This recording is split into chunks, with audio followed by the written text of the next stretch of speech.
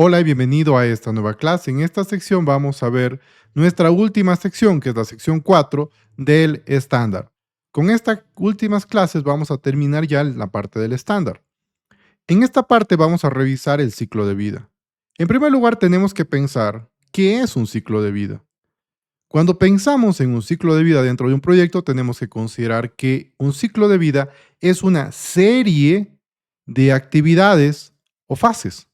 ¿Esto qué significa? Que un ciclo de vida contiene varias fases dentro de un proyecto, diferentes tipos de fases, las cuales el proyecto tiene que atravesar desde su inicio hasta el cierre. Tiene que atravesar por estas fases o por estas actividades. De esta manera, ¿qué es una fase de un proyecto? Cuando pensemos en fase, vamos a considerar que las fases de un proyecto son básicamente como grandes capítulos o etapas que desglosan el proyecto. Esta parte está errado. Nosotros cuando pensemos en una fase vamos a pensar en un capítulo, así como un libro. Un libro tiene una serie de capítulos que van desde el inicio hasta el final del libro. En este caso, este sería el ciclo de vida. Cada capítulo que vamos pasando es una fase. Esto es una relación de lo que significa una fase de un proyecto. ¿Y por qué dividimos o por qué es importante hacer el proyecto por fases? Dividimos el proyecto por fases porque esto proporciona un marco fundamental de gestión, es decir, nos hace más fácil poder gestionar. Al igual que un libro, es mucho más fácil irlo leyendo de capítulo en capítulo y no tratar de leerlo todo de una sola porque es muy complejo poder entender todo el libro. En un proyecto es igual.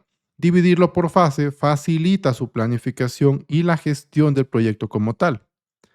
De esta manera nosotros ya entendemos qué es el ciclo de vida de un proyecto. ¿Qué tenemos que entender ahora? Tenemos que entender la naturaleza de las fases, es decir, cómo existen las fases de un proyecto. Un proyecto, ¿qué tipos de fases puede tener? En primer lugar, tenemos que entender que las fases de proyecto pueden tener diferentes estructuras, que dependerán mucho de la naturaleza del tipo de proyecto que haga. Tendremos proyectos en los cuales tendremos fases secuenciales. ¿Qué significa? Significa que hago aquí la fase uno, por ejemplo, puede ser esto la fase de diseño. Al completar la fase de diseño, paso a una siguiente fase, que va a ser una fase 2, que tal vez pueda ser la fase de construcción. Al completar esto, paso a una fase 3, que puede ser una fase de pruebas. Es decir, hay una secuencia. Fase uno primero, fase 2 después, fase 3 siguiente. Necesito completar la fase uno para poder pasar a la fase 2 y necesito completar la fase 2 para poder pasar a la fase 3. Estas son fases secuenciales. También existen fases que son superpuestas, es decir, dos fases que puedo hacer a la par. Esto significa que yo tengo aquí mi fase uno, pero a la vez puedo hacer también la fase 2 de manera solapada. De esta forma, en un mismo espacio de tiempo, estoy haciendo la fase uno y la fase 2 sobremontadas o superpuestas. Por ejemplo, puedo hacer la fase de construcción y una vez que tenga construida ya la mitad del proyecto, como vemos acá, comenzamos también con la fase de pruebas. De esta forma tendría la fase de pruebas y la fase de construcción que están superpuestas en un momento, que es todo este tiempo de aquí. Si nos fijamos, hemos visto que hay diferentes tipos de fases. Fases de pruebas, fase de construcción, fase de inicio, fase de cierre. Y no hemos visto que existan específicamente un tipo específico de fase. ¿Por qué razón? Porque en un proyecto nosotros definimos cuáles son las fases que necesitamos. Al igual que con un libro, el autor define cuáles serán los capítulos y el título de cada capítulo con base en lo que se está escribiendo. En el proyecto es igual. El director del proyecto en conjunto con el equipo definen cuáles serán las fases que el proyecto tendrá en función del tipo de proyecto que exista. Otro tipo de fases son las fases o fases conocidas como transicionales. Son fases que sirven justamente para hacer una transición. Pensemos en el siguiente caso. Pensemos que nosotros estamos en la fase de desarrollo. ¿De qué? De un elemento o de una característica de una aplicación web. Y esto va a pasar a la siguiente fase, que es una fase de prueba. Sin embargo, no podemos pasar directamente, porque es una aplicación muy complicada y necesitamos integrar con varios elementos. Entonces aquí va a haber una transición. Para que este entregable que se generó al final de esta fase, a la fase de desarrollo, pueda pasar efectivamente a la fase de prueba, se necesita esta transición. Y en esta transición, ¿qué va a pasar? Va a pasar que las personas que trabajaron en la parte de desarrollo se reúnan y conversen con las personas que trabajan en la fase de prueba para poder hacer esta transición, tomar el resultado que se generó en la parte de desarrollo y poderla utilizar ya en la fase de prueba. Y esta transición es esa fase justamente en donde existe esta conversación, en donde trabajan de manera conjunta. ¿Para qué? Para lograr que ese entregable que se generó en desarrollo pueda ser utilizado efectivamente en la sección de pruebas o en la fase de pruebas. Esta de aquí se llama transición. Y estas son las tres fases comúnmente utilizadas. Una vez que nosotros entendemos el tema de las fases, vamos a entender ahora el tema de enfoque de desarrollo. Cuando nosotros pensábamos en las fases, básicamente consideramos lo siguiente, y era que mientras las fases definen dónde estamos en el desarrollo, estamos en ejecución, estamos en pruebas, me define dónde estamos en el proyecto, una fase me dice en qué parte del proyecto estoy. Cuando nosotros pensamos en enfoques de desarrollo, vamos a pensar en cómo vamos a hacer ese trabajo, qué elementos vamos a realizar, cómo desarrollaremos ese proyecto.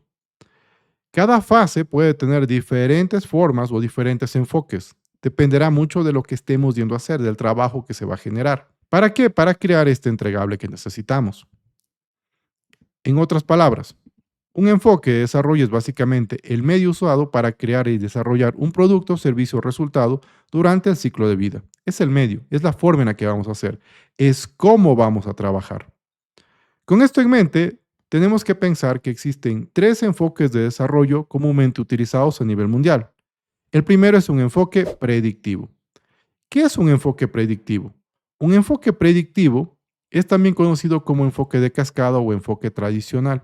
Y este enfoque de cascada o tradicional tiene una característica y es que tenemos un alcance fijo de manera temprana. ¿Qué significa un alcance fijo de manera temprana? Significa que tenemos los requisitos de proyecto claros desde el inicio. Desde el inicio del proyecto yo sé exactamente cuáles son los requerimientos. Pensemos en el siguiente ejemplo. Pensemos en un proyecto que sea farmacéutico. Y este proyecto va a tener que generar un entregable, el cual es poder tener las licencias, es decir, cumplir con el tema regulatorio.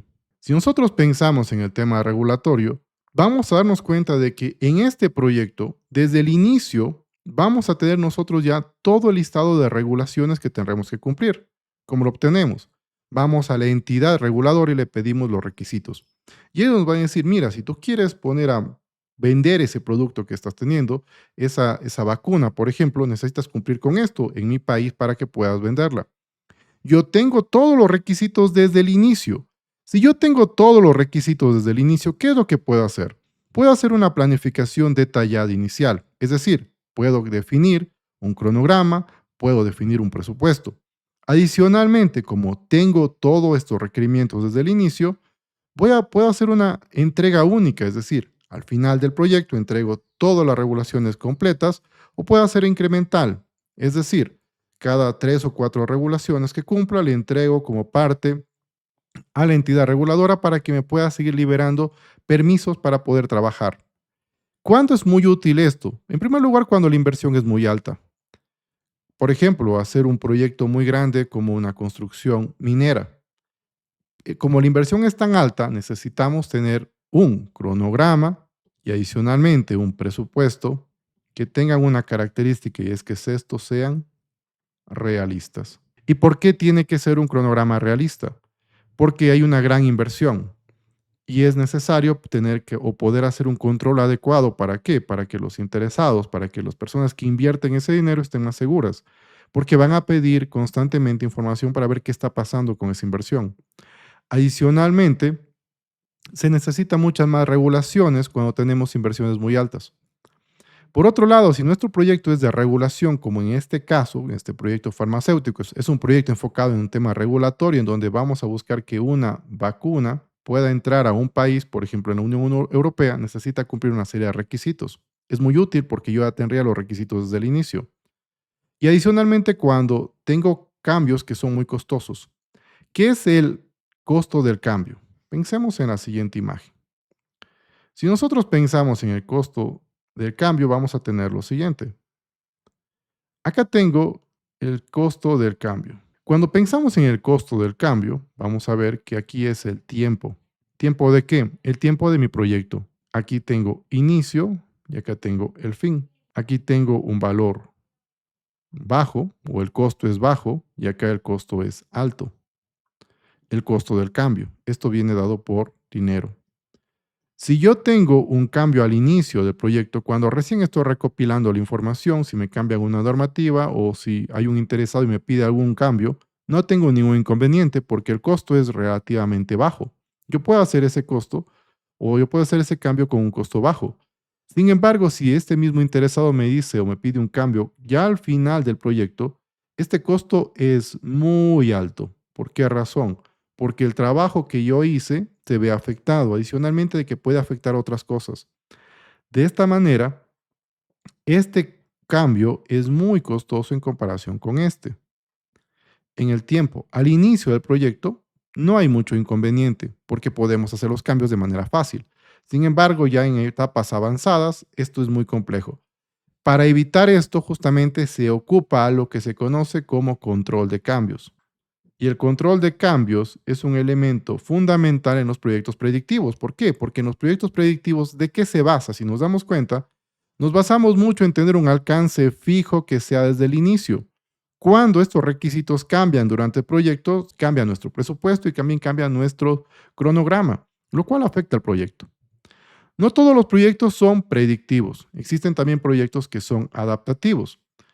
Proyectos en los cuales no tengo o no puedo tener un alcance claro desde el inicio. Por ejemplo, una aplicación web o una aplicación móvil.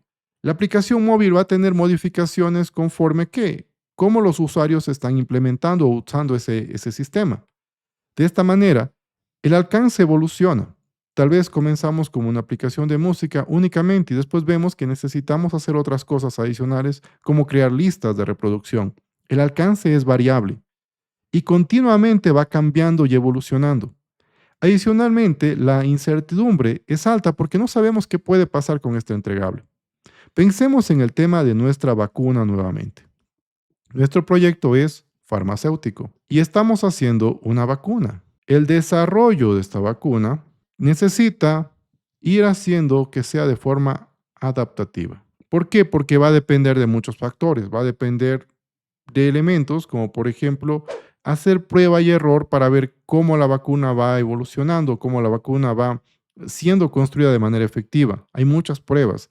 Necesitamos hacer o tener una visión clara hacia dónde queremos ir, construir la vacuna. Sin embargo, los requisitos van a irse elaborando constantemente porque al inicio no sabremos muy bien qué requisitos necesitamos cumplir, no por la parte legal, sino requisitos relacionados con las pruebas que necesito ver para ver si logramos que esa vacuna realmente sea efectiva.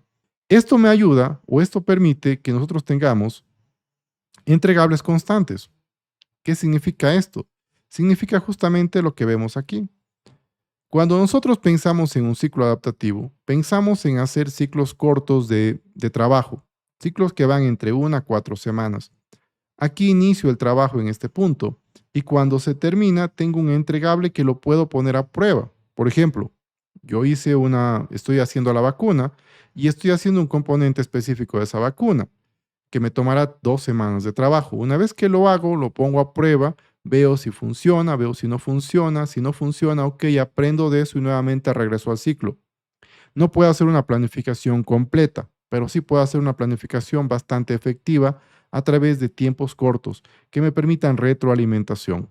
De esta manera, desarrollar una vacuna, por ejemplo, o hacer una página web o hacer una aplicación web, elementos en donde no pueda tener los requerimientos desde el inicio, un enfoque adaptativo es muy útil. Con esto en mente, pensemos en lo siguiente. ¿Qué pasa si tengo un proyecto en donde tengo una parte predictiva y una parte adaptativa? Para eso existen los enfoques híbridos. Si yo aquí estoy haciendo el tema de regulaciones para la vacuna, y aquí estoy desarrollando la vacuna, y tanto el desarrollo como las regulaciones son parte de un mismo proyecto, yo tendré un enfoque híbrido, porque estoy ocupando una parte predictiva y una parte adaptativa. Los elementos fijos, como por ejemplo los requisitos regulatorios, los hago de manera predictiva. Y ya todo el desarrollo que requiere, sobre todo de hacer iteraciones constantes, cambios dentro de lo que estamos planificando, y necesitamos mucha más agilidad o ser flexibles, puede ser con una parte adaptativa. Elementos como la incertidumbre a través de este enfoque pueden ser desarrollados de manera mucho más efectiva, porque estamos analizando de forma efectiva los riesgos que existen. Y en la parte que podemos controlar, que es en la parte predictiva, lo estamos haciendo. Y también estamos haciendo un enfoque adaptativo en todos los demás elementos que están o que son difíciles de controlar. Esto nos permite poder hacer un seguimiento y adicionalmente nos permite poder equilibrar tanto el control con la agilidad. Y cuando hablamos de agilidad, no estamos hablando de ser más veloces, sino de poder adaptarnos a los cambios. Estos son los tres enfoques comúnmente utilizados en la gestión de proyectos. De esta manera, en esta clase hemos aprendido qué es el ciclo de vida de un proyecto, cuáles son los enfoques de desarrollo y finalmente hemos visto por qué un proyecto tiene fases. Consideremos que cada proyecto tendrá fases distintas. No es igual un proyecto de construcción con unas fases claras, identificadas como por ejemplo diseño, ejecución, la parte de cierre, que un proyecto que se dedica a una parte tecnológica, como por ejemplo la creación de un sistema o la creación de una aplicación web, en donde tendremos una fase de diseño, una fase de hacer los bocetos justamente de la aplicación, una parte de desarrollo, una parte de pruebas, una parte de implementación. Cada proyecto tiene fases distintas y eso es importante. Las fases son propias del proyecto. Debemos identificar nosotros cuáles serán las fases que tendrá mi proyecto, porque en las fases está justamente qué es lo que va a ser mi proyecto. Y nosotros definiremos cómo hacer cada fase a través de qué, a través de un enfoque de desarrollo. Con esto concluimos esta clase. Saludos y nos vemos en la próxima sesión.